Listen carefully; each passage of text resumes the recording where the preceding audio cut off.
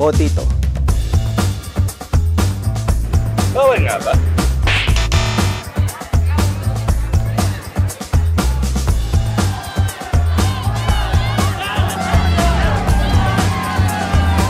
Makialam, matuto, at isagawa.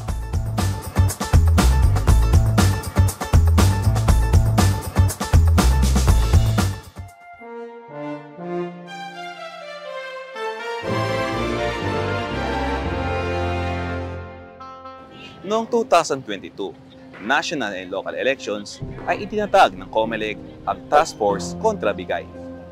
Noong August 2023, 2 buwan bago isinagawa ang 2023 Barangay at Sangguniang Kabataan Elections, inilabas ng COMELEC NPANC ang Resolution Number 10946 na nagtatag ng Committee on Kontra Bigay at nagbigay daan sa pagiging permanenteng committee nito upang mas paigtingin pa ang pagbabantay laban sa vote buying at vote selling.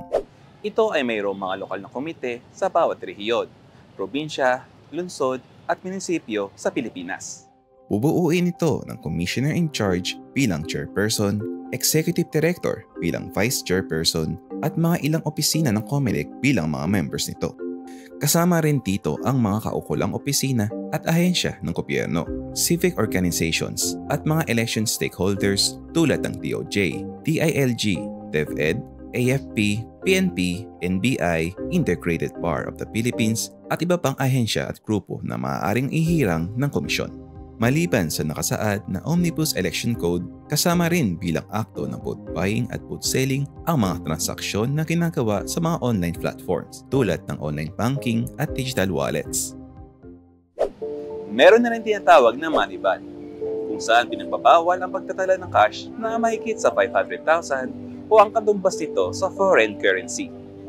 2 araw bago ang halalan, pati ang pagpapalit ng 20,000 sa mas maliit na halaga tulad ng 100, 5 araw bago ang halalan.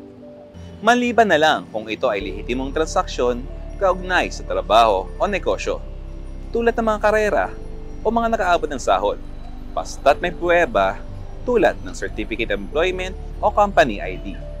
Kapag may kandidato na patunayan ng komisyon na sangkot sa vote buying, siya ay magiging diskwalipikado at tatanggalin sa listahan ng mga kandidato.